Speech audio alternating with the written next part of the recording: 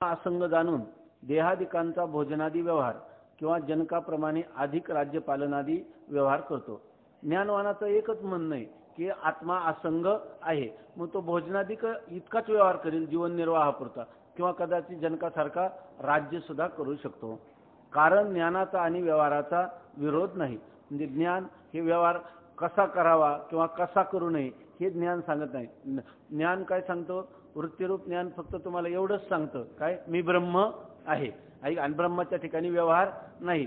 मग जो आत्मस्वरूपाच्या ठिकाणी नसणारा व्यवहार, त्या व्यवहाराचा संकोच व्हावा का त्याचा विस्तार व्हावा, तो कोणता व्हावा आणि कोणता होऊ नये याविषयी ज्ञानवानाचा कोणताही आग्रह नाही। कारण ते सगळं अनात्म पदार्थाच्या ठिकाणी व्यवहार चाललाय, अंतःकरण देहादिकाच्या ठिकाणी, माझ्या ठिकाणी चाललाच नाही। जे माझ्या स्वरूपाच्या ठिकाणी नाही त्याच्या प्रवृत्ती किंवा निवृत्तीचा आग्रह असण्याचं ज्ञानवानाचं काही कारणच नाही। काल पाहिलं ना आपण, ज्ञानवान आत्मा असंग जाणून देहादिकांचा भोजनादी व्यवहार किंवा जनकाप्रमाणे अधिक राज्यपालनादी व्यवहार करतो। कारण ज्ञानाचा आणि व्यवहाराचा विरोध नाही। कितीही व्यवहार केला तरी ज्ञान त्या व्यवहाराच्या ठिकाणी मिथ्यात्व निश्चय करून देते। किती जरी व्यवहार झाला तरी फक्त ज्ञानाचं काम काय आहे? त्याला मिथ्या ठरवणं, आहे की नाही? व्यवहार हा मायेशी, व्यवहार हा कुठे? मायेमध्ये, आहे की नाही? आत्मस्वरूपाच्या ठिकाणी नाही। फक्त ब्रह्मज्ञ पुरुष काय करतो? झालेल्या व्यवहाराला मिथ्या समजतो। या या व्यवहारा सा अध्यासमूलका, यो यो व्यवहार, जो जो व्यवहार होईल तो सगळा खोटा आहे एवढंच नाही। ज्ञान काय करतं? फक्त त्याला खोटं म्हणतं। म्हणून तर ते म्हणतात की मायेला फार राग येतो। पंचदशीमध्ये कुठे सांगितले? माया म्हणते की तू मला खोटा समजतो ना, मी त्या ज्ञानीपुरुषाला म्हणजे मी तुला दुःख देणार। तो म्हणतो तू मला कितीही दुःख दे, मी तुला काय म्हणणार? खोटं म्हणणार, त्याला सांगतो। आणि त्यामुळे ती फार कंटाळते, कितीही झालं तरी ती म्हणते मी दुःख देणार, हा म्हणतो खोटं म्हणणार। ती म्हणते माझ्या जीवनात आणि मला आणि माझ्या कार्याला, म्हणजे माया आणि माया कार्याला हा जर स्थानच देत नाही तर ती काय, ते कंटाळून एक दिवस त्याला सोडूनच जाते, आहे का? तो सोडित नाही, तीच त्याला सोडून जाते। त्याचं म्हणणं काय? फक्त तो खोटा। जशी पतिव्रता स्त्री असली, ती पतीचा आज्ञेचं उल्लंघन करत नाही, त्यांनी त्रास दिला तरी त्याच्या जवळ राहते। पण पतिव्रता स्त्रीचा जर खूपच छळ झाला तर जशी एक दिवस ती घर सोडून जाते, तशी माया काय करते? ह्या पुरुषाला दयाचे चोखटे मानसी, मी होऊन असे क्षेत्र संन्यासी, दया निजेली याचे उपासी वैराग्य गा असंग। कितीही व्यवहार केला तरी ज्ञान त्या व्यवहाराच्या ठिकाणी मिथ्यात्व निश्चय करून देते। आपण उत्पन्न झाल्याबरोबर संसाराच्या ठिकाणी असलेल्या सत्यतेचा नाश करणे एवढेच ज्ञानाचे काम। ज्ञान व्यवहारात बदल करीत नाही, ज्ञान व्यवहारात बदल करीत नाही। ब्रह्मज्ञान फक्त काय करतं? जे जो व्यवहार घडेल त्याच्याविषयीचं मिथ्यात्वाचं निश्चय करून देतं। हा कोणताही घडलेला व्यवहार हा मिथ्याच आहे एवढं। तो चांगला का वाईट? कोणताही व्यवहार विहित असो निषिद्ध असो सगळाच व्यवहार मिथ्या आहे।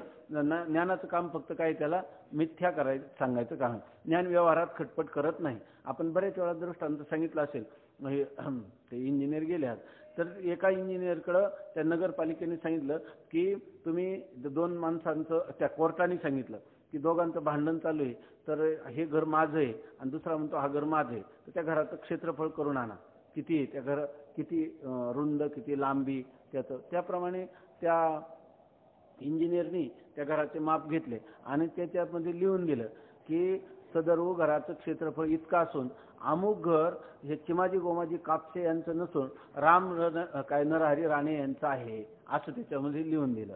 तेव्हा त्या कोर्टाने त्याला विचारलं, अरे तुला मोजण्याचं काम होतं का? घर कोणाचं हे कोण तू ठरवणार? तसं ज्ञान जे आहे ते फक्त पदार्थाचं काय करतं? मिथ्यात्व निश्चय करून देतं। व्यवहाराच्या बद्दल मिथ्यात्व निश्चय करून देतं, त्याच्यामध्ये बदल करण्याचं कोणतंही कार्य ज्ञानाचं नाही। संसाराचे स्वरूप नष्ट करणे हे ज्ञानाचे काम नाही, म्हणून ज्ञानाचा आणि संसाराचा विरोध नाही। ज्ञान काय संसाराला नाहीसं करीत नाही, संसाराला फक्त काय करतं? मिथ्या ठरवतं, आहे की नाही? त्याचं स्वरूपामध्ये कोणत्याही प्रकारचा बदल करत नाही ज्ञान। आणि संसारात ज्ञान उत्पन्न झाले की संसाराचा नाश होत नाही। ज्ञान काय करतं? संसाराचा बाध निश्चय करून देतं। तसाच व्यवहारही ज्ञानाच्या विरोध नाही। जसं ज्ञान व्यवहाराच्या विरोधी नाही, तसं व्यवहार सुद्धा ज्ञानाचा काही विरोध करीत नाही। कारण ज्ञानाने आत्मस्वरूपाविषयी असंगत्वाचा निश्चय केलेला आहे। आत्मस्वरूपाच्या ठिकाणी जर व्यवहार प्रतीत होईल तर व्यवहारास ज्ञानाचा विरोध म्हणता येईल। ज्ञानाने काय केलं?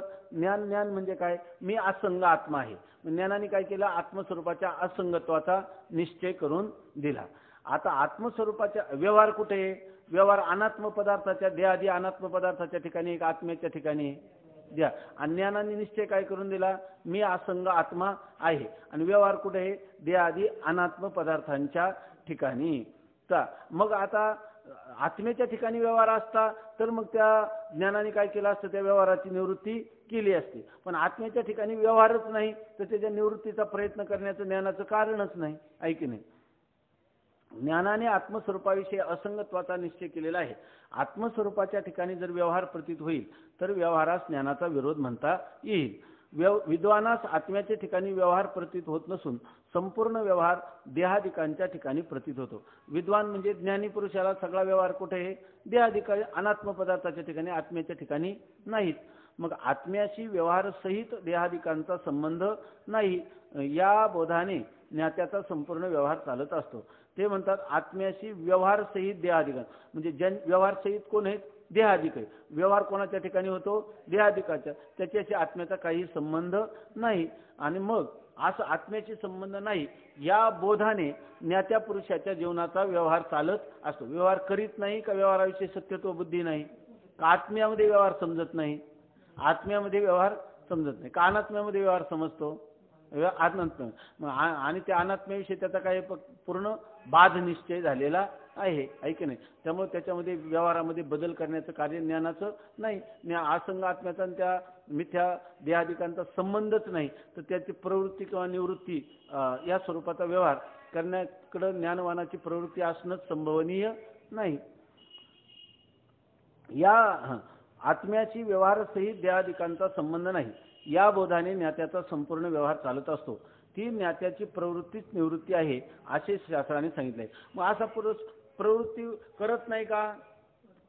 प्रवृत्ती म्हणजे सत्य समजून प्रवृत्ती करतो का? सहज घडतो त्या व्यवहाराला प्रवृत्ती म्हणतात. सहज घडतो त्या व्यवहाराला प्रवृत्ती असं तुम्ही आम्ही म्हणतो का तो म्हणतो? पण जर आता आपल्याला त्याच्या जीवनाचं रहस्य कळलं असेल तर ती त्याची प्रवृत्ती आहे का? ती त्याची खरी निवृत्तीच आहे का? त्याची प्रवृत्तीच नाही का? नित्य निवृत्तीच आहे? नित्य निवृत्तीच आहे की नाही. अशा प्रकारची स्थिती. आता ह्या असा ज्ञानी पुरुषाच्या विषयी आपल्याला आता संशय येईल का? खरा संशय कधी येणार नाही? आपण ज्ञानी झालो तर, आहे की नाही. जसं आपला व्यवहार असूनही आपण असंग आत्मरूप आहोत तसं दुसरे काय आहे? सगळा व्यवहार घडला तरी ते असंग आत्मरूप ज्ञानीच आहे. मग अशा जर आपल्याला बोध झाला, आहे की नाही, तर आपल्याला कोणत्याही ज्ञानी पुरुषाचा बोधवान जो पुरुष आहे त्याच्या व्यवहाराविषयी संशय येईल का? का कोणाच्याच व्यवहाराविषयी संशय येणार?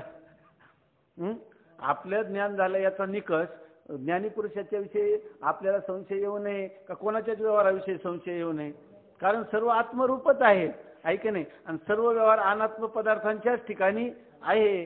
त्यामुळे ज्ञानवान पुरुषाला काय काय तर आपली या प्रतिती जगाची मुक्त. सगळं जग ज्ञानवान पुरुषाला मी मुक्त जगबद्ध वाटतंय काय? का सगळं जगच मुक्त आहे? सगळं जग मुक्त कधी वाटेल?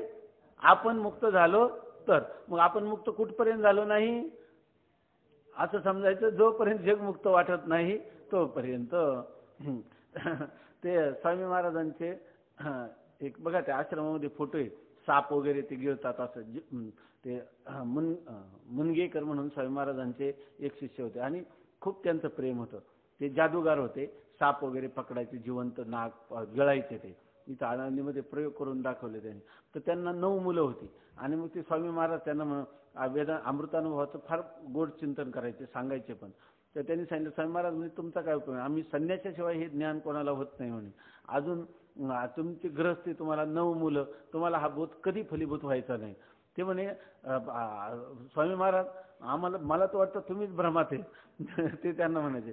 कारण व्यवहाराचं 9 मुलं की संन्यास याचा आत्म्याशी काय संबंध आहे? अजून तुम्हाला तुम्ही मुक्त मी बद्ध दिसतो याचा अर्थ तुम्हीच मुक्त आहेत की नाही याच्याविषयी मला संशय आहे. स्वामी महाराज म्हणायचे आम्हालाच कांडी लावायला लागले. कारण ज्ञात्याची प्रवृत्ती आणि निवृत्ती याच्यावर नाहीच आहे ना, आहे की नाही. म्हणून सांगायचे या बोधाने ज्ञात्याचा संपूर्ण व्यवहार चालत असतो.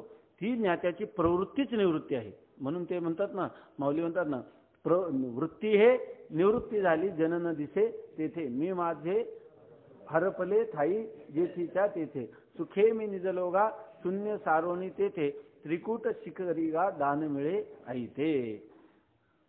ती ज्ञात्याची प्रवृत्तीच निवृत्ती आहे असे शास्त्राने सांगितले आहे.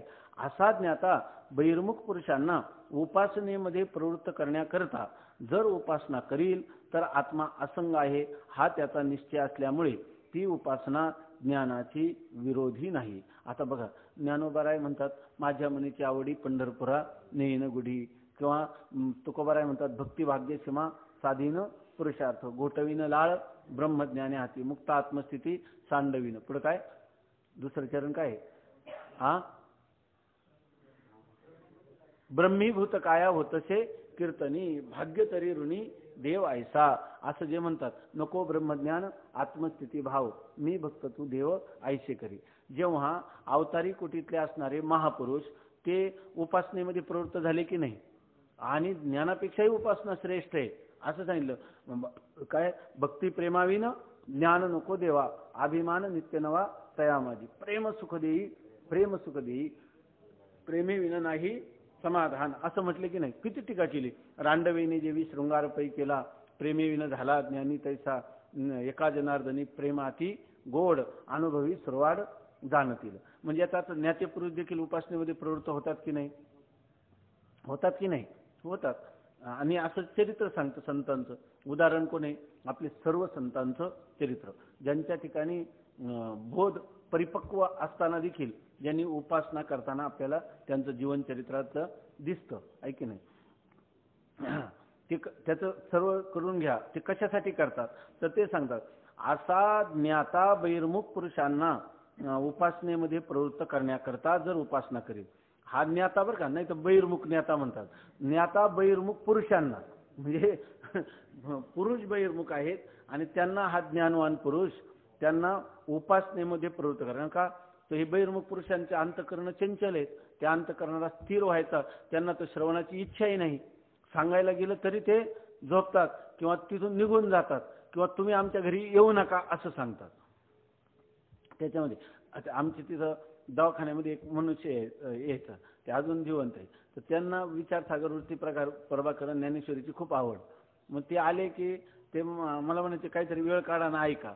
मी म्हणतो आता वेळ आज संध्याकाळी ऐकल, दुपारी मधल्या वेळात ऐकल. दवाखान्याचा आम्हाला वेळच व्हायचा नाही, आम्ही काही कधी ऐकायचंच नाही. नंतर काय झालं, मग त्यांची ओळख झाली एका माणसाची. मग तो मनुष्य त्यांना डबा वगैरे आणून द्यायचा, त्यांना प्रेमाने त्याने कधी कपडे घेतले, कधी त्यांना दक्षिणा दिली. मग त्याचं प्रेम पडलं. नंतर ते काय म्हणायला लागले, आता तुम्ही ऐका. एक गिराईक सुटलं मी त्यांचा, मग त्यांनी दुसरं गिराईक होतं, मग ते पण त्यांचा चांगला सत्कार करत होते. ते म्हणे आता तुम्ही फक्त संध्याकाळी 1 तास भरून ऐका. मग ते 2-3 दिवस गेले, त्यांना झोप यायची, ते त्यांना जागे पण करायचे परत, आणि परत सांगायचे पुन्हा पुन्हा. तर ते 2-3 दिवस झाल्यानंतर ते आले, ते मला म्हणले काही करा, परंतु हे काय हे मी माझं जप ध्यान हे आपलं संध्याकाळचं करत असतो म्हणे, माझं व्यवस्थित चाललं होतं. पण ते हे मनुष्य येऊन म्हणे दररोज, बरं ते 1 दिवस नाही म्हणे, दररोजच यायला लागले म्हणे. नेमकं माझं जे काय माझं जे ध्यान जप वगैरे ह्या वेळेला, म्हणून ते पुन्हा पुन्हा ते सांगायला लागले, जगत मिथ्यान ब्रह्म सत्यन जीव ब्रह्म हेव नापरा, कृपया त्यांना काही करून फक्त आपल्याकडे येऊ देऊ नका, डबा पाहिजे तर मी इथं आणून देत जाईल म्हणे. मग असा जो पुरुष आहे, तर मग आता ह्या पुरुषाला काय करणार, आहे की नाही. मग त्याला कर्म उपासनेमध्येच प्रवृत्त केलं, त्याच्या चित्ताची एकाग्रता जी आहे ती करण्याचं साधन त्याला सांगितलं पाहिजे. त्याला जीवब्रह्मैक्य ज्ञान सांगून काय उपयोग आहे.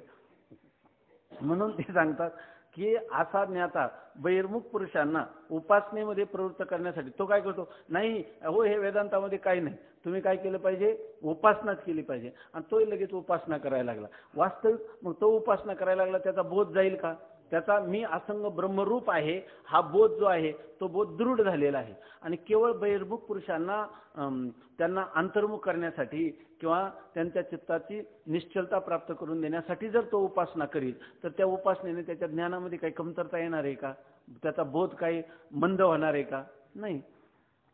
असा ज्ञाता बहिर्मुख पुरुषांना उपासनेमध्ये प्रवृत्त करण्याकरता जर उपासना करील तर आत्मा असंग आहे हा त्याचा निश्चय असल्यामुळे उपासना ज्ञानाच्या विरोधी नाही. मग आता ही उपासना तरी ज्ञानाच्या विरोधी आहे का, ज्ञात्या पुरुषाने केलेली उपासना आहे की नाही. आणि मंद जिज्ञासूने केलेली उपासना मात्र ज्ञानाच्या विरोधी आहे. आणि विद्वानांनी लोकसंग्रहासाठी म्हणजे अधिकार पाहिला, अधिकार तैसा करू उपदेश साहे ओझे त्यास तेची देव, म्हणून त्यांनी काय केलं, हे पार्ट घेतलं, भूमिका घेतली किंवा नाटकामधलं सोंग घेतलं आणि उपासनेचं सोंग घेतलं. परंतु जरी उपासनेचं सोंग केलं तर मी असंग ब्रह्मरूप हे त्याला माहिती आहे का नाही. तो नाटकामध्ये स्त्रीचा पार्ट करणारा तो कोणतो गंधर्व आहे की नाही, तो त्या स्त्रियांच्यामध्ये जाऊन स्वामी महाराज सांगायचे की ते काय ते संक्रांतीचं काय ओस ते सगळं काय वाण घेऊन आला आहे की नाही. पण त्याच्या मनात काय आहे, मी कुमार गंधर्व पुरुष आहे असं आहे का मी स्त्री आहे असं त्याचा निश्चय असं आहे. तसं हा ज्ञानी पुरुष काय आहे, जगाला वळण देण्याचं करता न बुद्धिभेदम जनयेत अज्ञानाम कर्मसंगीनाम जोशयेत सर्व कर्माणी विद्वानयुक्त समाचरण असं आहे. असा ज्ञाता बहिर्मुख पुरुषांना उपासनेमध्ये प्रवृत्त करण्याकरता जर उपासना करील तर आत्मा असंग आहे हा त्याचा निश्चय असल्यामुळे उपासना ज्ञानाच्या विरोधी नाही. मी करता आहे अशा सत्य बुद्धीने कर्म उपासना करेल तर ती ज्ञानाची विरोधी होईल.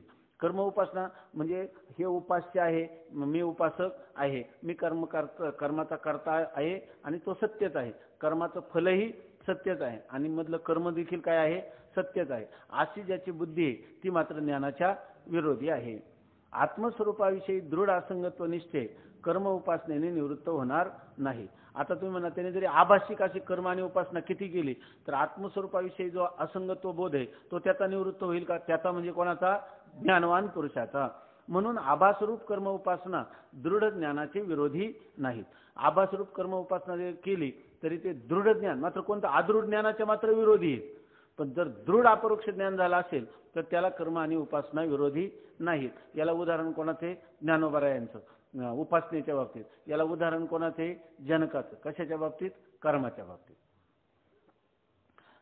म्हणून आभासरूप कर्म उपासना दृढ ज्ञानाच्या विरोधी नाहीत.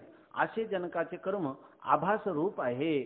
आत्मा असंग आणि व्यवहार देहादिकांचे धर्म असे जाणून विद्वान क्रिया करतो. मी काय आहे, आत्मा असंग आहे आणि देहादिकांच्या ठिकाणी व्यवहार आहेत असं म्हणून तो खुशाल निर्धास्तपणाने सर्व व्यवहार करतो. पण त्याचा आत्मबोध आहे म्हणून कसा आहे, दृढ आहे.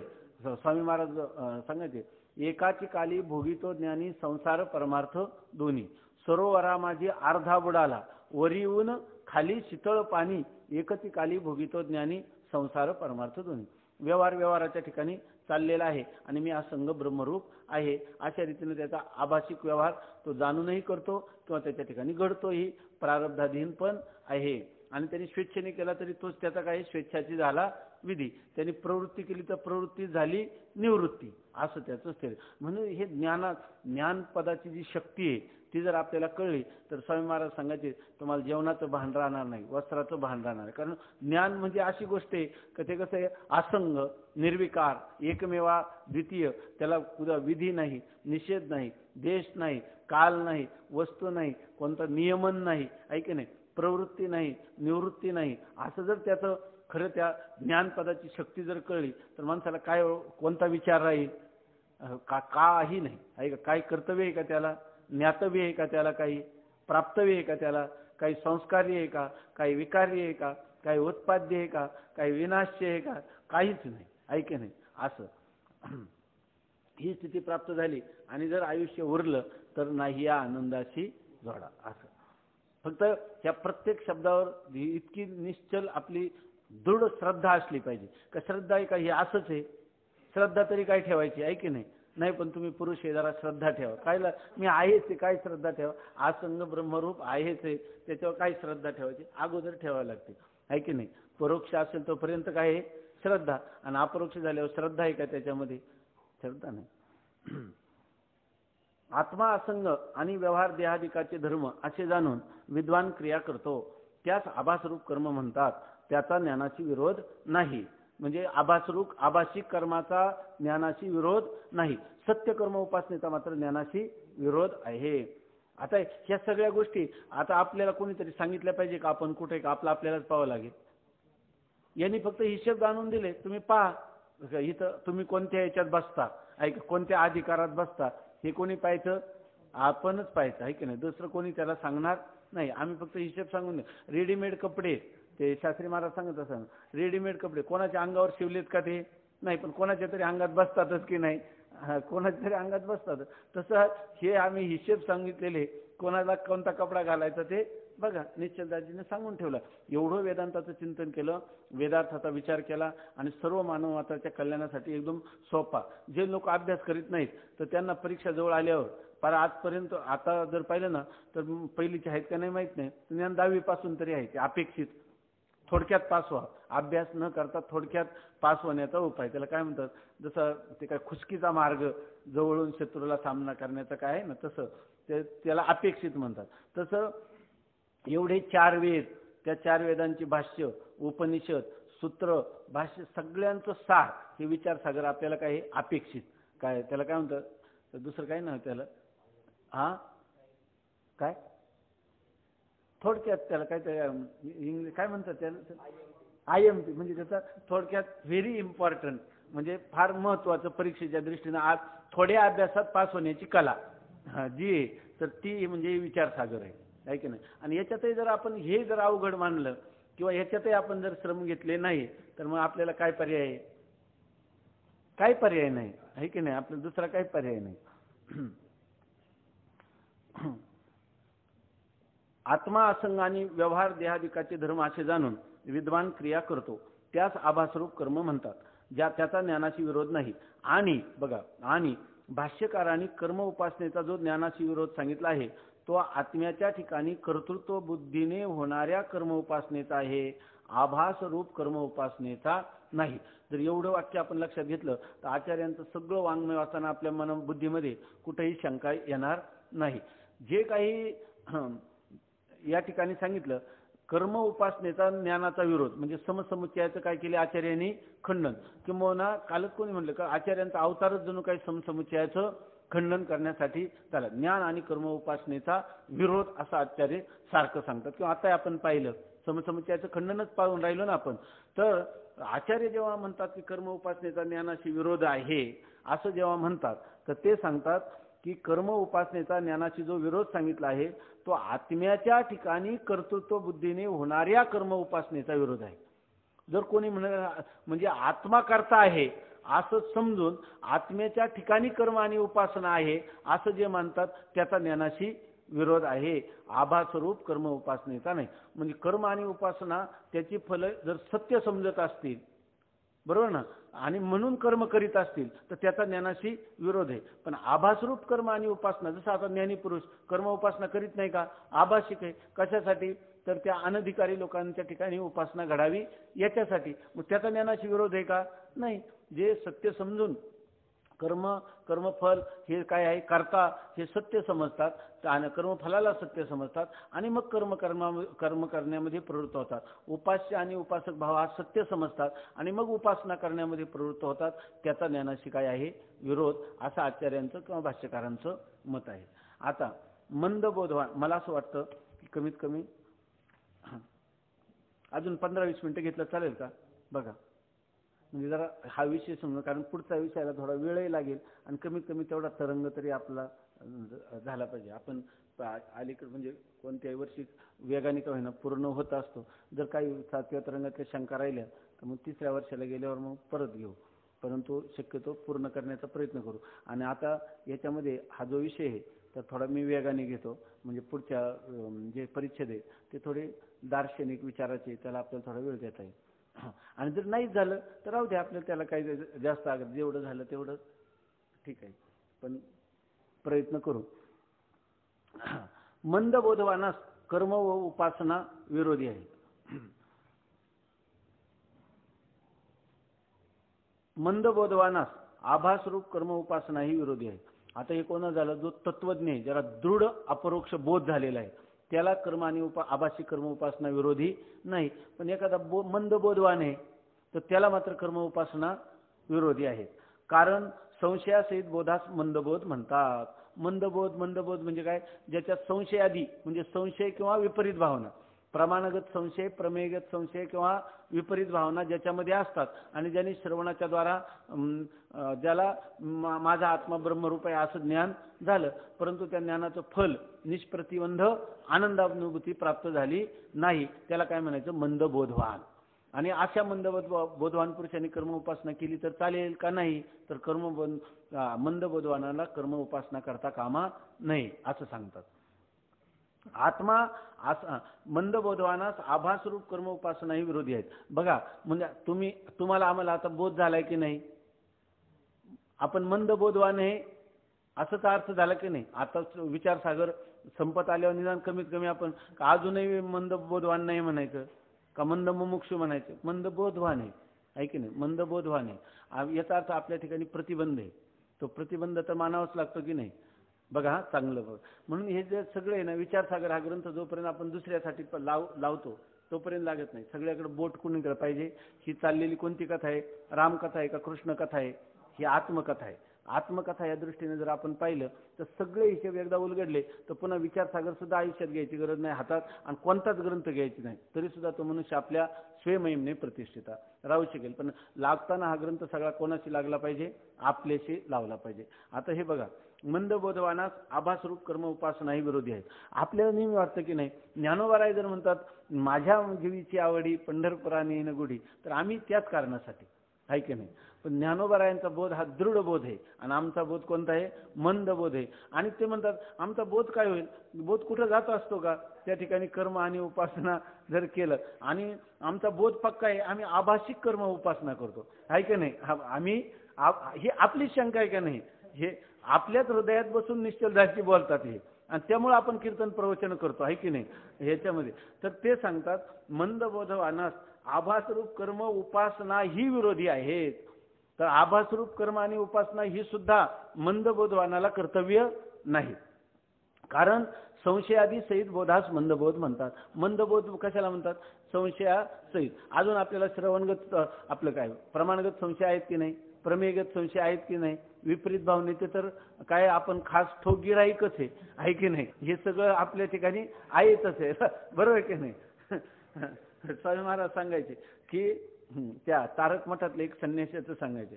त्याचं एक पहिलं वाक्य सांगितलंय असेल किती वेळ. श्रवण करतो वेदांताचं, मनन करतो संसाराचं, मग साक्षात्कार होतो दुःखाचा, आहे की नाही? नाहीतर आपलं 1 तास आपण श्रवण करतो आणि विपरीत भावनेला स्थान दिलं नाही तर दुसऱ्या दिवशी सुद्धा आपण कसे येऊ? त्याच मस्तीत येऊ, आहे की नाही? याच्यामध्ये किंवा येणार पण नाही. तर आपल्याला दुसऱ्यांना शोधित जावं लागलं, महाराज का आले नाही? महाराज छंदे डुल्लतसे, आहे की नाही? असं स्थिती येईल का नाही? याचा अर्थ विपरीत भावना ही आपल्याला आहेच आहे त्याच्यामध्ये. बरं, बोध नाही असं म्हणण्याची सोय आहे का? नाही. का तर स्वामी महाराज सांगत होते की त्यांच्याकडं एक मनुष्य, त्या तारक मठामध्ये एक संन्यासी महात्मा होते, त्याचं नाव काय आता लक्षात नाही, दक्षिणामूर्ती स्वामी. तर त्यांच्याकडे ते येत होते आणि ग्रहस्थी पुरुष, आणि त्यांना संधिवाताचा त्रास होता त्या संन्यासी महात्म्याला. तर ते दररोज त्यांची मालिश वगैरे करायचे आणि दररोज एक वेदांताच्या प्रकरण ग्रंथाचं चिंतन ऐकायचे आणि नंतर आपल्या घरी जायचे. नंतर त्यांना एक मोक्षधर्म नावाचा ग्रंथ मिळाला. त्याची प्रमाण आहेत आपल्या शंकरानंदीमध्ये येतात आता मधून. तर त्या मोक्षधर्मामध्ये त्यांनी लिहिलं की संन्यासी महात्म्याने कधीही अंगाला तेल लावू नये, त्याला स्नेहन म्हणतात असं त्याच्यामध्ये आलं. संन्याशाने तेल कधीही लावू नये. तर मग ते आल्यानंतर तो म्हणतो मी दररोज वेदांत श्रवणाला गेलो की यांच्या अंगाची मालिश करतो, नंतर यांना गरम पाण्याने स्नान घालतो. तर त्यांनी सांगितलं स्वामीजी, एक दिवस तो बोलता बोलता पाय चेपताना त्यांना म्हटलं की संन्याशाने स्नेहन करू नये असं मी वाचलं मोक्षधर्मामध्ये. तर ते स्वामी म्हणले ठीक आहे म्हणे, मग तुम्ही तेल तर लावता म्हणे. हो लावतो म्हणे. मग त्यांनी सांगितलं बरं का बरं असं सांगितलं असेल? तर ते म्हणे मला काही लक्षात येत नाही, तूच सांग बरं. ते म्हणे त्याचा उद्देश असा असावा की जर संन्यासी महात्मा काय आहे, संन्यास घेणं म्हणजे काय? जिवंत असता मेल्या समान झाला प्रेतरूप शरीराचा भाव, लक्ष याला ठाव स्मशानेचा. देह तादात्म्य करावं, कमी करावं आणि आत्मस्वरूपाच्या ठिकाणी आपली वृत्ती स्थिर करावी, हे संन्यासाचं उद्दिष्ट आहे की नाही? त्यासाठी त्यांनी जिवंत असताना त्या शरीराला सर्व ते प्रेषोच्चार मंत्र जे असतात त्याच्यामध्ये स्वतःचं पिंड सुद्धा कोणी केलेलं असतं, ते पिंडदान त्यांनीच केलेलं असतं. आणि असा संन्यासी जर स्नेहन करायला लागेल तर त्याचं देह तादात्म्य पुन्हा जागृत होईल की नाही?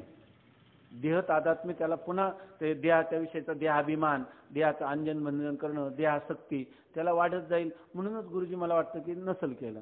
मग ते म्हणे हे त्याला वाटलं की आता हे आपण स्पष्टीकरण केलं नंतर मग गुरुजी त्यांचा झाल्यानंतर पुन्हा दुसऱ्या दिवशी गेल्यावर म्हणे चला रामराव आपल्या तेवढं ते तेल लावा. त्यांना वाटलं गुरुजींवर याचा काहीच परिणाम झाला नाही.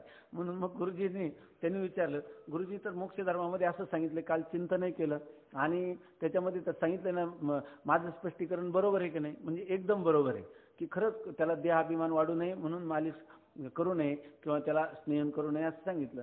मग त्यांनी सांगितलं तुम्ही करता ऐक ना, तुम्ही आज पुन्हा तेच करायला सांगितलं. मग ते गुरुजींनी त्याला विचारलं, तू दररोज श्रवण किती तास करतो? त्यांनी सांगितलं दररोज मी तुमच्याकडे 1 तास श्रवण करतो आणि 23 तास म्हणजे मला सर्व व्यवहार पाहावा लागतो.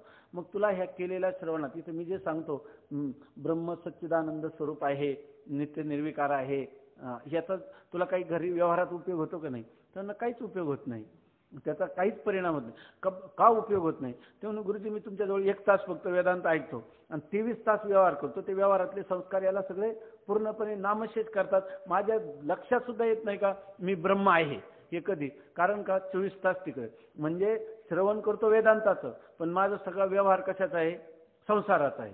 त्यामुळं मग स्वामी महाराज म्हणले तसंच आहे, तू जेव्हा मालिश करतो ना तेव्हा 5 मिनिट मी चांगला देह भानावर येतो, ऐक नाही, पण एकदा तू निघून गेला की मी 23 तास काय असतो?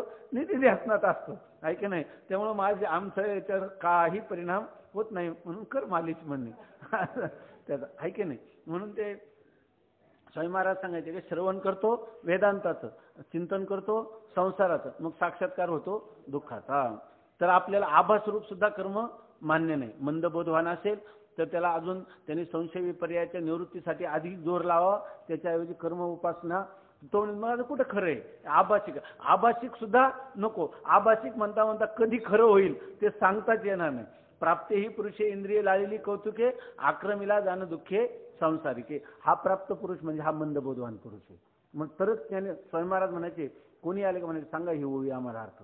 तर याचा मंदबोधवान किंवा अदृढ अपरोक्ष असं जर अर्थ मानला तरच प्राप्त. जो ज्ञानवान पुरुष आहे त्याला विधी निषेध आहे का? आणि त्याला म्हणेल का इंद्रिय लाळलेली कौतुके, आक्रमिला जाणं दुःखे संसार, सगळा वेद विधान करीत नाही, माऊली त्याचं वर्णन करतील का कधी? मग तो पुरुष कोण आहे या ठिकाणी? मंदबोधवान आहे, असा त्याचा अर्थ घ्यायचा. मंदबोधवानास आभासरूप कर्म उपासना ही विरोधी आहेत. कारण संशयासहित बोधास मंदबोध म्हणतात. आत्मा असंग आहे किंवा नाही असा संशयवान जो पुरुष, त्याने वारंवार आत्मा असंग आहे मजला किंचित मात्रही कर्तव्य नाही याच अर्थाच्या चिंतनाने तो संशय निवृत्त होऊन त्यास दृढबोध होईल आणि कर्म उपासना करील, तर उत्पन्न झालेला मंदबोध निवृत्त होऊन मी कर्ता भोक्ता आहे असा विपरीत निश्चय होईल. म्हणून मंदबोध उत्पन्न होण्यापूर्वी कर्म उपासना करावी आणि मंदबोधाच्या उत्पत्तीनंतर करूच नये. आता सांगतात मग अशा पुरुष जो आहे तर त्या पुरुषाने काय वारंवार चिंतन करावं? मी असंग आत्मा आहे, ऐक नाही, मी निर्विकार आहे, मी सच्चिदानंद स्वरूप आहे, हेच वारंवार चिंतन करावं. त्याने कर्म उपासना करूच नये. आणि जर कर्म उपासना केली तर त्याला झालेला मंदबोध काय होईल? निवृत्त होईल आणि मी कर्ता आहे, मी भोक्ता आहे हीच भावना त्याची अधिक वाढीला लागेल. मग आणि उलट काय होईल? मी करता करायला गेला ब्रह्म, काय करायला गेला गणपती, झालं माकड होऊन. दानायला काय गेला होता? मी असंग ब्रह्मरूप. आणि कर्म उपासना त्याच्यामध्ये गंमत म्हणून करायला गेला, झालं काय? मी करता भोगता. हाच बोध त्याचा दृढ झाला आणि असंगतेची हानी होईल. म्हणून मंदबोधवानाने कर्म उपासना तर मुळीच करू नये असं सांगितलं. आता मंदबोधवानास कर्मविरोधित्वाविषयी पक्ष्याच्या अंड्याचा उत्तम दृष्टांत. जसा पक्षी आपल्या अंड्याला पक्षोत्पत्तीच्या पूर्वीच आच्छादन करतो, जर पक्षोत्पत्तीनंतर पुन्हा अंड्याला पक्षाने आच्छादन करील तर त्या अंड्यातील बालकाचे कोमल पंख अंड्यातील सप्त जलाने गळून पडतील. तसे ज्ञानोत्पत्तीच्या पूर्वीच कर्म उपासनेचे अनुष्ठान करावे, ज्ञानोत्पत्तीनंतर करू नये. आता त्यांनी उदाहरण दिले, हे जे पक्षी असतात त्या पक्ष्यांची जी अंडी आहे ते आपल्या पंखाखाली उभवतात आणि इतक्या मर्यादित त्याला उभवतात की ज्या वेळेला त्या आतल्या पिलाला जेव्हा पंख फुटायला लागले त्यावेळेला ते उभवण्याचं थांबवतात. नंतर ते अंड फुटून तो जो पंखासहित तो पक्षी बाहेर येतो. अशा वेळेला जर त्याने अधिक उब त्याला जर दिली तर होईल काय? त्या उष्णतेने त्या जे कोमल असणारे त्या पक्ष्याचे पंख तेच जळून जातात, अशी स्थिती होते. म्हणून तितक्याच प्रमाणात त्याला उब देतात. तसं इथं या ठिकाणी सांगतात, ज्ञानोत्पत्तीच्या पूर्वीच कर्म उपासनेचे अनुष्ठान करावे, ज्ञानोत्पत्तीनंतर करू नये. ज्ञान जोपर्यंत उत्पन्न झालं नाही तोपर्यंत कर्मानुष्ठान करावं, पण एकदा मंद बोध झाला त्या ज्ञानवान पुरुषाने कर्म उपासना करू नये. जर करील तर कोमल पंखाप्रमाणे उत्पन्न झालेल्या मंद ज्ञानाचाही नाश होईल. आता सांगितलं ना, जर कोमल पंखाप्रमाणे जरी त्याला अदृढ बोध झालाय तो सुद्धा काय होईल, नाश होईल. आणि कर्तृत्व भोक्तृत्व बुद्धीच काय होईल, दृढ होईल. सत्यत्व बुद्धीच अधिक दृढ होईल. पंख दृढ झाल्यानंतर पंखाची जशी अंड्याच्या संबंधाने हानी होत नाही, तशी दृढ बोधानंतर होणारी आभासरूप कर्मोपासना त्या बोधाचा नाश करीत नाही. आता ती पिलं बाहेर आली, आहे की नाही, त्यांचे पंख ते परिपक्व झाले. अशा वेळेलाही ती पक्षीने आपल्या पिलांना पुन्हा आपल्या पंखाच्या खाली घेते की नाही. आता ते पंख जातील का, नाही. तसे एकदा दृढ ज्ञान झालं आणि मग तुमच्याकडून आभासी कर्म जरी घडली तरी मग तुम्हाला मात्र त्याचा काही बाध होणार नाही. म्हणजे त्या बोध जर त्याचा परिपक्व झाला तर त्याला आता आभासी कर्म उपासनेने बाध होणार नाही. पण मंद बोधवानाला आभासी कर्म उपासना देखील त्याज्य आहेत. करायला गेला तर काय होईल, त्याचं त्या ठिकाणी ती ज्ञानाच्या विरोधी होईल. असलेलं ज्ञान सुद्धा त्याचं मावळून जाईल. दृढ बोधानंतर होणारी आभासरूप कर्मोपासना त्या बोधाचा नाश करीत नाही. अशा रीतीने ज्ञानवानास मोक्ष प्राप्त्यर्थ किंचिन मात्रही कर्तव्य नाही. ज्ञानवान पुरुषाला मोक्षासाठी काय कर्तव्य आता, कारण ज्ञान झाले आता तर मोक्ष त्याला नित्य प्राप्तच आहे, किंबहुना ते त्याचं स्वरूपच आहे, त्याला काही कर्तव्य नाही. असेच वेदाचे अशा रीतीने ज्ञानवानास मोक्ष प्राप्त्यर्थ किंचिन मात्रही कर्तव्य नाही, असेच वेदाचे मनोगत आहे, म्हणून ते यथार्थ आहे. वेदालाच हे सांगायचे. कधी कधी आपल्याला विचारसागर मराठीत असणारा एवढाच ग्रंथ की वेद आपण पाहिले नाही, काय नाही, हे खरं का ते खरं. अरे वेदातलंच खरं काय ते निवडून आपल्याला या ठिकाणी सांगितलं. फक्त आपण काय करायचं नाही, याविषयी शंका घ्यायची नाही. असं जर केलं तर हेच काय झालं, संपूर्ण वेदाचं मनोगत आहे. तुकाराम महाराजांचा गाथाच आम्ही पाहिला. अरे रामेश्वर भट्ट म्हणतात चौवेदाचे केलेचे विवरण अर्थही गहन करून या. ते सांगतात की तुकाराम महाराज स्वतः सांगतात काय, वेदाचा तो अर्थ आम्हासीच ठावा, येरानी वावा भारमाचा. तुकाराम महाराज सांगतात तुका तरी सहज बोलेवा आणि त्या घरी वेदांत वाहे पाणी. तरी आम्ही म्हणतो पण अजून आम्ही उपनिषद पाहायची राहिलीच. अरे उपनिषदाचं सार तुकाराम महाराजांनी विस्तारपूर्वक तुम्हाला दिलेले तुमच्या मायबोलीमध्ये, ऐक नाही. म्हणून फक्त शंका घ्यायची नाही, ऐक नाही. आणि अशी शंका कशासाठी घ्यायची नाही, जर समजा आपण जर ती शंका घेतली तर पुन्हा व्याकरण आलं, पुन्हा संस्कृत आलं, ऐक नाही. तेव्हा जरी शंका असली तरी घ्यायची नाही त्याच्यामध्ये, ऐके नाही. कारण ते संस्कृत का शिका पुन्हा, ऐके नाही. 2 वर्षात झाले, पहिल्याला पूर्ण पाठ, दुसऱ्याला 12 पाठ, असंच आहे ना. आणि 3ऱ्या वर्षामध्ये गेल्यानंतर जर पुन्हा तुम्ही म्हणायला लागले त्याची आवृत्ती शिकवा कोणाला तरी, नाही तर पुन्हा प्रारंभिक रत्न, हे बरोबर नाही, ऐके नाही. आम्हाला शंकाच नाही तुकाराम महाराजांनी काय कमी केले, ऐके नाही त्याच्यामध्ये, असं म्हणायचं. निश्चलदासजीने काय कमी केलंय का, असं सांगायचं. अशा रीतीने ज्ञानवानास मोक्ष प्राप्त्यर्थ किंचिन मात्रही कर्तव्य नाही, असेच वेदाचे मनोगत आहे, म्हणून ते यथार्थ आहे. आता सांगतात कोणत्या अर्थाचे मुमुक्षुने चिंतन करावे याचा उपदेश. मग आता तुम्ही म्हणता कर्म नको, उपासना नको, ऐके नाही. मग मुमुक्षु तर आम्ही आहेतच आहे, आम्ही चिंतन तरी काय करावं, ऐके नाही. आता हे चिंतन काय करावं याचं काही फक्त वाचून दाखवावं, ऐके नाही. याच्यामध्ये ते सांगतो कोणत्या अर्थाचे मुमुक्षुने चिंतन करावे याचा उपदेश. आता गुरुजी सांगतात शिष्याला, हे शिष्य तुझ्या 3 प्रश्नांचे जी मी उत्तर दिले ते सर्व वेदाचे सार आहे, म्हणून त्याचे ठिकाणी विश्वास ठेवला तर अनायासाने जन्म मरण रूप संसाराचा नाश होईल. फक्त तू जे 3 प्रश्न केले, मी कोण आहे, हा संसार कुठून होतो आणि मोक्षाचा उपाय काय, असे जे 3 प्रश्नांची तुझ्या उत्तरं देऊन झाली असं सांगतात. आणि हीच ह्या 3 प्रश्नांची उत्तर आहे. याच्या व्यतिरिक्त दुसरं कोणत्याही ह्या प्रश्नाचं, मी कोण आहे तर मी ब्रह्मरूप आत्माच आहे. हे जगत कुठून होतं, ब्रह्मस्वरूपावर हे आद्यस्थच आहे. आणि मला मोक्षाचा उपाय काय तर ज्ञानाद एवतु कैवल्यम. हे जे मी प्रश्नांची उत्तर आहे, तर याविषयी तू कधीही संशय घेऊ नको, विश्वास ठेव. आणि जर तू माझ्या वचनावर विश्वास ठेवला तर जन्म मरण रूप ह्या संसारातून तू तरुण जाशील. का गेलाच आहेस, फक्त काय विश्वास ठेवला तर. श्रद्धावान लभते ज्ञानम. जाणावयाचे ते इतकेच की जगत करता जो ईश्वर तो माझ्याहून भिन्न नाही आणि मी सच्चिदानंद रूप ब्रह्म आहे. काय मुमुक्षूने काय चिंतन करावं हे आपण म्हणतो. पाठी उठल्यावर चिंतन करा. ब्राह्मे मुहूर्ते उत्तिष्ठेत काय पुढे काय चिंतयेत आत्मनो हितम.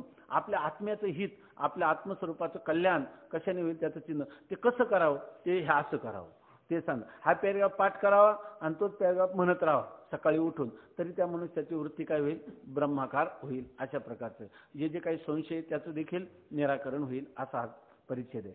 जगत करता जो ईश्वर आहे, काय म्हणावं पुन्हा, जगभर सकाळी काकडा म्हणायला लागला ना, त्याला असं वाटावं की काय की नाही, सदा माझे डोळे जडो तुझे मूर्ती, आवडे हे रूप गोजिरे सगुण म्हणताना त्याला असं वाटावं की जो असणारा परमात्मा हा माझ्याहून भिन्न नाही. तो कोण आहे, मीच आहे. आणि भजन कोण करतो, मीच करतो. कोणाचं करतो, माझंच करतो. आहे की नाही, आहे की नाही. दुसऱ्याचं भजन करून काय लाभ होणार आहे, माझं भजन मीच करतो असं त्यांनी म्हणावं. हे म्हणून स्वामी महाराज म्हणायचे संपूर्ण काकडा म्हणजे काकडा तुम्ही त्याला म्हणता, स्वामी महाराजांच्या वेदांताच्या भाषेत आम्ही त्याला निधिध्यासन म्हणतो. निधिध्यासन कशाला म्हणतात, अनात्माकार वृत्तीचा परित्याग करून अखंड आत्माकार वृत्तीच्या काय अंतकरण वृत्तीच्या स्थितीला तुम्ही काय म्हणता, निधिध्यासन म्हणतात. म्हणून काकडा हे काय आहे, निधिध्यासन आहे. तर ते तिथं सांगतात. जाणावायचे ते इतकेच की जगत करता जो ईश्वर आहे तो माझ्याहून भिन्न नाही आणि मी सच्चिदानंद ब्रह्मरूप आहे. सर्व जाणण्यात हे जाणणे श्रेष्ठ आहे. ज्ञानात ज्ञान श्रेष्ठ कोणतं, मी ब्रह्म आहे हे सर्वात श्रेष्ठ ज्ञान आहे. का इंजिनिअरिंगचं ज्ञान आहे, का वैद्यकीयचं, कलेक्टरचं, काय कोणतंच नाही. मी ब्रह्म हे ज्ञान नसलं तर बाकीची ज्ञान ही काय सगळी अज्ञान आहे. ह्या ज्ञानाने काय होतं, दुपारची भ्रांती जाते. आहे की नाही, दुपारची भ्रांती ह्या ज्ञानाने जाते का नाही जात, ते ज्ञान दुसरी, दुसऱ्या ज्ञानाने फक्त दुपारची जाते. आणि याने कोणती जाते, अंतकालची कायमची भ्रांती निवृत्त होते. परंतु मुख्य कशाला स्थान द्यायचं हे आपल्यावरच आहे की नाही. अंतकालच्या भ्रांतीच्या ऐवजी दुपारच्या भ्रांतीलाच सगळ्यात नित्य उठवणे या खावयाची चिंता असे. या ज्ञानाची साधने मागे अनेक वेळा सांगितली आहेत. तथापि अभ्यासात मदत व्हावी म्हणून थोडक्यात पुन्हा सांगतो. आहेत का नाही अपेक्षित, नाही का, थोडक्यात पुन्हा सांगतो म्हणतात की तुम्हाला जास्त श्रम नको. तर ते कसं सांगतात, राग म्हणजे अनुकूल पदार्थाच्या ठिकाणी आसक्ती. हे सगळं आपलं झालेलं आहे, मी सरळ वाचतो, वाटलं तर लगेच विचारा कोणी. राग म्हणजे अनुकूल पदार्थाच्या ठिकाणी आसक्ती. तसाच लोभ, द्वेष, काम या राजसी व तामसी वृत्तीचा त्याग कर. तू जीवनामध्ये राजसी आणि तामसी वृत्तीचा त्याग करावा लागेल. त्या ज्ञानाच्या विरोधी. का बरं रजोगुण आणि तमोगुण नको, तर त्या मनुष्याला ज्ञान प्राप्त होत नाही, ज्ञानाच्या विरोधी आहे. म्हणून त्यांचा नाश करण्याची जिज्ञासूच आवश्यकता आहे. विवेक, वैराग्य, समाधी, षटक संपत्ती आणि मुमुक्षता ही 4 ज्ञानाचे अंतरंग साधने आहेत. विवेक झाला तरच वैराग्यादी उत्पन्न होतात. म्हणून विवेक प्रधान आहे. त्या विवेकाचे स्वरूप थोडक्यात सांगतो. विवेकाचं काय स्वरूप आहे, पारावार जो संसार त्याचे वारंवार मृगजलाप्रमाणे मिथ्यात्व चिंतन करावे. सकाळी उठल्याबरोबर काय पारावार म्हणजे ज्याला आदी आहे आणि अंत आहे, ज्याला उत्पत्ती आणि नाश आहे असा हा संसार, क्षणभंगूर असणारा संसार, तो मृगजलाप्रमाणे मिथ्या आहे. आणि अपारावार रूप जो आत्मा तो सत्य आहे. अपारावार रूप म्हणजे ज्याचा कधी आदी नाही आणि अंतही नाही असा नित्य असणारा जो आत्मा तो सत्य आहे. जसा गारुड्याचा खेळ पाहताना पुत्रास पिता म्हणतो की हे आम्रवृक्षादी सर्व गारुड्याने केलेले मिथ्या आहे, या सांगण्याने पुत्र गारुड्याने केलेल्या पदार्थास मिथ्या समजून गारुड्या सत्य समजतो. तसे जगत मिथ्या सांगितले म्हणजे आत्मा सत्य जाणावा.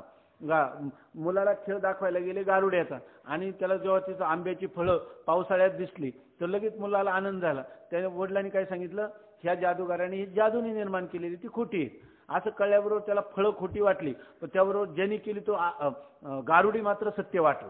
त्याप्रमाणे आत्मस्वरूपावर हे सगळं जगत मिथ्या आहे असं जेव्हा श्रीगुरु सांगतात, याचा अर्थ फक्त आत्माच काय आहे, सत्य हे पण जाणून घ्यावं. तुका म्हणे तूची खरा येरवा उगा पसारा, सत्य तू विठ्ठला, कागा हा दाविला जगदाकार.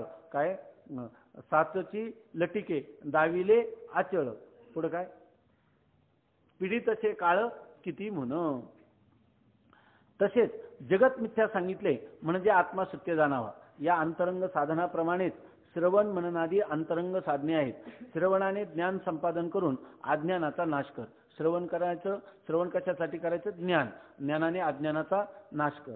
ज्ञानाचे स्वरूप अन्य शास्त्रामध्ये अनेक प्रकारचे सांगितले आहे, परंतु ते बरोबर नाही. ज्ञान म्हणजे शास्त्रज्ञान, न्यायशास्त्राचं ज्ञान आहे की नाही, सांख्यशास्त्राचं ज्ञान, शब्दशास्त्राचं, अमरकोशाचं ज्ञान, वैद्यकीयचं ज्ञान, बरोबर, स्थापत्यशास्त्राचं ज्ञान, चित्रकलेचं ज्ञान, याला ज्ञान म्हणायचं नाही. ही सगळी ज्ञान कशाची नाव आहेत? अज्ञानाची नाव आहेत, आहे की नाही. मग ज्ञान म्हणलं का फक्त जीव ब्रह्मैक्य ज्ञान, तेव्हातून दुसरं ज्ञान नाही.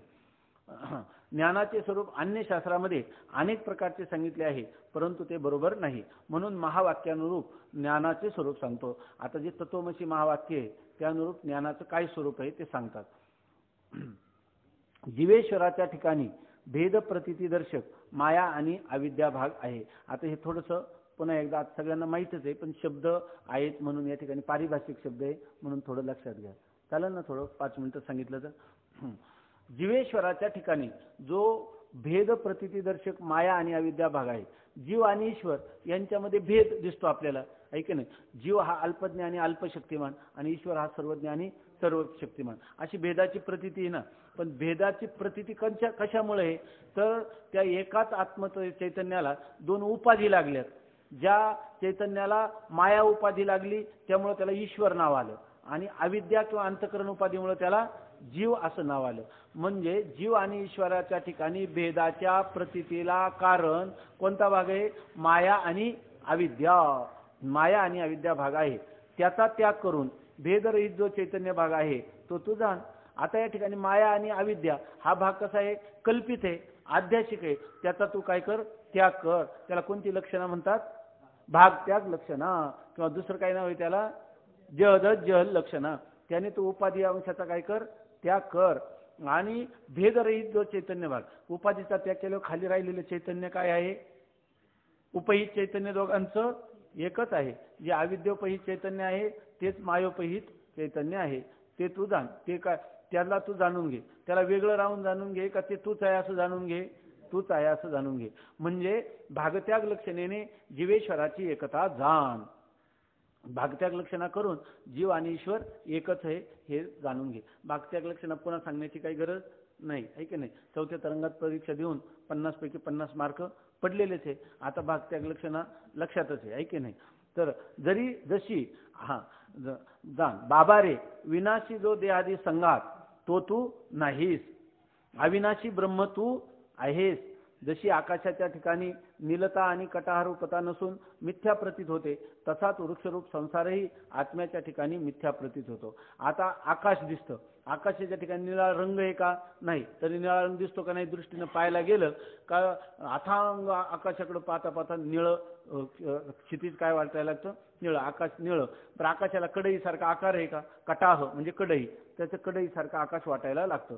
तसाच हा संसार नसून, निळा रंग नसून प्रतीतीला येतो, आकाश कडईसारखं नसून कटाहरूपाने प्रतीतीला येतो, तसा हा मिथ्यारूप संसार नसून आपल्याला काय होतो? आत्मस्वरूपाच्या ठिकाणी प्रतीतीला येतो. संसारास वृक्ष शब्दाचा प्रयोग श्रुती स्मृतीमध्ये प्रसिद्ध आहे. संसाराला वृक्ष असं म्हटलेलं आहे, श्रुतीमध्येही म्हटलेलं आहे आणि स्मृतीमध्येही म्हटलेलं आहे. ज्या अशी अजूनपर्यंत आपल्याला एकही स्मृती गेली नाही की ज्या ठिकाणी संसाराला वृक्ष असं म्हटलेलं आहे. एक गेली, पण ती अजून पुढच्या परीक्षेत आहे का? आताच आहे. हा मग गेली, आहे की नाही. कोणतं? ऊर्ध्वमूलम अधश्चाख, काय? अश्वत्थम प्राहुरव्ययम छंदांशी यस्य पर्णानी, असं संसाराला काय म्हटलेले? वृक्ष म्हटलेला आहे. आता मोक्ष साधन ज्ञान आहे हा अर्थ दुसऱ्या रीतीनेही व्यवहाराचे चिंतन केल्यास समजून येण्यासारखं आहे. आता ह्या मोक्षाचं साधन कोणतं असं जर म्हटलं तर मोक्षाचं साधन आहे ज्ञान. आता मोक्षाचं साधन ज्ञान कसं? त्याविषयी एक रूपक, कारण ते म्हणतात विचारसागरात नेहमी वृक्ष चिंतन ऐकायची सवय लागली, कधी गोष्ट नाही, कधी दृष्टांत नाही, ऐक नाही. त्यामुळं त्याचं काहीच नाही. ते म्हणतात याच्यातही आम्ही ज्ञानेश्वर महाराजांनी किती 9000 ओव्यात रूपकं सांगितली, इथं आहे का कुठं काय रूपक? तर ते म्हणतात आता थोडासा तुम्हाला विरंगुळा म्हणून रूपक सांगतो म्हणतात. रूपक सांगितल्यावर जास्त स्पष्टीकरण करण्याची गरज पडत नाही, म्हणून आता वेगाने वाचतो. ज्ञानी व अज्ञानी यांचे रूपकाने वर्णन, ऐके नाही. ज्ञानी काय आणि अज्ञानी काय याच्याविषयी आता रूपकाने वर्णन सांगतात. असे समज की, वाचू नका, राहू देऊ एवढं, म्हणजे उद्या आपल्याला लक्षणा वाचता येईल, आहे की नाही. त्याला थोडा उशीर लागेल. असे समज की बंध आणि मोक्ष ही 2 घरे आहेत. 2 घरं, बंध एक आणि मोक्ष. बंधाच्या घरात अज्ञानी राहतो आणि मोक्षाच्या घरात ज्ञानी राहतो. ठीक आहे ना. सगळी वाक्य समजण्यासारखीच आहे. बंधाच्या घराला रागाची ध्वजा आहे. राग म्हणजे क्रोध नाही, विषयासक्ती. ऐका. आणि मोक्षाच्या घराला विरागाची म्हणजे वैराग्याची ध्वजा आहे. बंधाच्या घरात राहणारा अज्ञानी यासही कधी कधी वैराग्य होते, तथापि ज्ञानाच्या वैराग्याहून ते निराळे आहे. ऐके नाही. ज्ञानाचं वैराग्य म्हणजे हे परवैराग्य आहे, आणि याचं प्रसूती वैराग्य आहे, काय करपट वैराग्य आहे, कोणतं आहे का स्मशान वैराग्य होतं, पण नाही असं नाही. शब्दादी विषयाच्या ठिकाणी अज्ञानास भ्रमाने सत्यत्व निश्चय आहे आणि ज्ञानास विषय रज्जू सर्पाप्रमाणे मिथ्या आहेत असा निश्चय आहे. हे दोघांचे दोन निश्चय वायूप्रमाणे राग आणि विराग या ध्वजांना हलवतात. एकाचा फडक ध्वज कोणता आहे? राग म्हणजे विषयासक्ती, आणि एकाचा कोणता आहे? विराग म्हणजे वैराग्य. दोन्ही ध्वज सारखं फडफडत राहतात दोघांच्या घरावरचे. कोण त्यांना हलवतो? वायू. जसा वायू ध्वजेस सारखा हलवतो त्याप्रमाणे अज्ञानाचा सत्यत्व निश्चय रागरूप ध्वजेस सारखा हलवित असतो. सत्यत्व निश्चय काय करतो? त्याला विषयासक्ती वाढवित राहतो, आणि म्हणजे विषयावरील प्रीती केव्हाही शिथिल अथवा मंद होऊ देत नाही, आणि विषय भ्रमरूप आहेत या बुद्धीने विराग नित्य जागृत असतो. म्हणजे विषयाचा मिथ्यात्व निश्चय विरागाच्या ध्वजेला सारखा हलवीत असतो. म्हणजे ज्ञानवान पुरुषाचं वैराग्य वाढतच जातं आणि अज्ञानाचं विषयासक्ती सारखी वाढवतच जाते. हे दोन ध्वजे आपले दोन प्रकारचे वायू आहेत, त्या ध्वजेला वाढवणारे, राग आणि विराग ध्वजेला हलवणारे. म्हणजे विषयाचा मिथ्यात्व निश्चय विरागाच्या ध्वजेला सारखा हलवीत असतो. विषयाविषयीचे वैराग्य शिथिल किंवा मंद होऊ देत नाही. यावरून अज्ञानाच्या क्षणमात्र वैराग्यापेक्षा ज्ञानाचे वैराग्य भिन्न आहे. ज्ञानाला वैराग्य होतं आणि अज्ञानाला होतं, पण अज्ञानाचं वैराग्य हे वैराग्याला उत्तरोत्तर वाढवित राहतं, आणि ज्ञानी पुरुषाचं वैराग्य हे जोपर्यंत त्याला अनुकूल अशा प्रकारचं प्राप्त झालं नाही विषय तोपर्यंत ते राहतं. झाल्यानंतर काही काळाने ते जातं. त्याला आता आपण पहिलं चिंतन केलं त्याचे त्याचं एकेंद्रिय, वशिकार, नंतर यतमान आणि व्यतिरेक ह्या स्वरूपाचं त्याचं वैराग्य ते काही कायम टिकत नाही. अज्ञानाला विषयाच्या ठिकाणी मिथ्यात्व बुद्धीने वैराग्य उत्पन्न होत नाही. मिथ्यात्व बुद्धीनं जे निर्माण झालं तेच खरं वैराग्य आहे. सत्यत्व बुद्धीनं निर्माण झालेलं जे वैराग्य ते टिकाऊ वैराग्य नाही. क्वचित शास्त्रयुक्तीने अज्ञानीही विषयास मिथ्या समजतो, परंतु ते मिथ्यात्व ज्ञान अपरोक्ष सत्य भ्रांतीचा नाश करत नाही. म्हणजे परोक्ष ज्ञान हे अपरोक्ष भ्रांतीच्या विरोधी नाही. अपरोक्ष भ्रांतीच्या विरोधी काय आहे? अहम ब्रह्मास्मी हे दृढ अपरोक्ष ज्ञानच आहे, आपण पाहिलं. परंतु ते मिथ्यात्व परोक्ष ज्ञान अपरोक्ष सत्य भ्रांतीचा नाश करीत नाही. त्या परोक्ष मिथ्या बुद्धीहून विषयाच्या ठिकाणी अपरोक्ष सत्यत्व बुद्धी प्रबल आहे. विषय मिथ्या आहेत हे शब्दाने ज्ञात आहे, आणि विषय सत्य आहेत हे कसे? अनुभवाने आहे की नाही? अपरोक्ष सत्यत्व बुद्धी आहे. म्हणून परोक्ष बुद्धी विरागाचा हेतू नाही. परोक्ष ज्ञान कधी वैराग्याला कारण होणार नाही. कधी कधी अज्ञानास वैराग्य विषयाच्या ठिकाणी दोषदृष्टीमुळे होते. दोषदृष्टी असली का ते नाही का, ते कुयरीच्या शेंगामुळे कोल्याचं पोट दुखलं, तो म्हणला कधीच जाणार नाही, त्याच्याविषयी दोष दर्शन झालं त्याला. नंतर तो एक दिवस जाता जाता म्हणला सावलीला बसायला काय हरकत आहे की नाही? आता खायचे नाही एवढं, मागून म्हटलं की जास्त खाल्ल्यामुळे पिढा झाली होती, थोडे खाल्ले तर काय हरकत आहे, शेवटी जास्तच खाल्ल्यानं पोटच दुखलं. तसं म्हणतात. म्हणजे हे वैराग्य कशामुळे? दोष दर्शनामुळं आलेलं वैराग्य. त्याचं जास्त स्पष्टीकरण शृंगार शास्त्रामध्ये केलेलं आहे. वैराग्य शतक म्हणून जे भरतोरेने लिहिले 100 श्लोकामध्ये त्यांनी त्याचं विषयाच्या विषयी दोष दर्शनाचं स्वरूप स्पष्ट केलं. कधी कधी अज्ञानास वैराग्य विषयाच्या ठिकाणी दोष दृष्टीमुळे होते, म्हणून दोष निवृत्तीनंतर पुन्हा विषयाच्या ठिकाणी राग होतो. ज्या पदार्थाच्या ठिकाणी प्रथम दोष दृष्टी होते त्याच पदार्थाच्या ठिकाणी अन्यकाली निर्दोष बुद्धी होते. अगोदर त्याच्याविषयी दोष दृष्टी होती, नंतर तो झाला, तो विषयाचे दोष गेले की पुन्हा त्याच्याविषयी गुणबुद्धी होते. जसे सर्व पुरुषांना पशुधर्मांती स्त्रीच्या ठिकाणी दोष बुद्धी होते आणि कालांतरी पुन्हा सम्यक बुद्धी होते. म्हणून अज्ञाना दृढ विराग केव्हाही होत नाही. त्या शब्दांचे अर्थ खाली दिलेले आहेत. ज्ञानास प्रपंचाविषयी मिथ्यात्व निश्चय दृढ असतो, म्हणून त्याचा विराग केव्हाही निवृत्त होत नाही.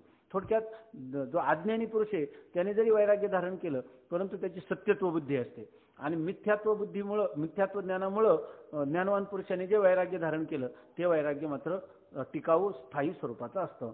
विषयभोगामध्ये जी प्रवृत्ती होते ती विषयाच्या ठिकाणी सत्यत्व बुद्धीने होत नाही. केवळ प्रारब्ध बलाने होते, म्हणून ज्ञानाचा विराग नित्य आहे. आता तुम्ही म्हणा ज्ञानीपुरुष विषय भोगामध्ये प्रवृत्त झालेला असतो, पण ज्ञानीपुरुष जेव्हा विषयोपभोगामध्ये प्रवृत्त होतो, तो प्रवृत्त होताना त्याला त्या विषयाच्या भोगाची इच्छा म्हणून नाही प्रवृत्त, तो कशामुळं प्रारब्ध बलाने प्रवृत्त होतो, त्याचं वैराग्य कायमच आहे. मागे महावाक्यानुसार ज्ञानाचे स्वरूप सांगतो असे म्हटले होते, ते स्पष्ट होण्याकरता लक्षणेचे भेद सांगतो. पाठीमागे त्यांनी सांगितलं होतं की आता मोक्ष साधन ज्ञान आहे, असं सांगितलं होतं ना, त्याचं तुम्हाला वर्णन करून सांगतो. तर आता महावाक्यानुसार ज्ञानाचे स्वरूप सांगतो. महावाक्य आहे तत्वमसी, आणि तत्वमसीनुसार ज्ञानाचं काय स्वरूप आहे ते आता यापुढं सांगतात. पण ज्ञानाचं तत्वमसी महावाक्यानुरूप स्वरूप सांगताना ते जे तत्वमसी महावाक्य आहे, त्या वाक्याचं जे ज्ञान होतं ते एक वाच्यार्थाने ज्ञान होतं आणि एक लक्षार्थाने ज्ञान होतं. तर ज्ञान कशाने झालं पाहिजे, ते महावाक्याचं लक्षणेनं झालं पाहिजे. पण लक्षणा म्हणजे काय हे अगोदर कळलं पाहिजे, तेव्हा आता पुढे लक्षणेचं स्वरूप, लक्षणेचं प्रकार सांगतात. उद्यापासूनचा जो विषय कुठपर्यंतचा, तर जवळजवळ 66 पर्यंत, 66 पर्यंत हा विषय आपण भरपूर थोडक्यात सगळा तरंग होईपर्यंत जर 2-3 वेळा घरून वाचून आले तर हा विषय आजच्यासारखा आपण थोडासा वेगाने घेतला तरी लक्षात येईल, नाहीतर त्याला उशीर पण लागेल किंवा विषय अपूर्ण पण राहील. त्यासाठी तुम्ही जास्त वेळा वाचून या. मग आपल्याला जर कळलं नाही तर इथं विचारा, मग जास्त काही त्याचा ओहापोह करावा लागणार नाही. विषय तर महत्त्वाचा आहे. आपण इतकं शिकलो, आपल्याला काय होतं आता विचारसागराचं सार लक्षातच आले, कोणते भाट्टमत खंडन, त्या शक्तिमतन काय त्याचं खंडन काय नाही, त्याच्यापासून काय अर्थ आहे का असं वाटतं. पण आता एवढं शिकलो तर त्याचं थोडंसं ती परिभाषा आपल्याला थोडी तरी अवगत झाली पाहिजे, म्हणून त्याचं पण चांगलं चिंतन करून या. पुंडलिक वरदा हरी विठ्ठल, श्री ज्ञानदेव तुकाराम ज्ञानेश्वर महाराज की जय.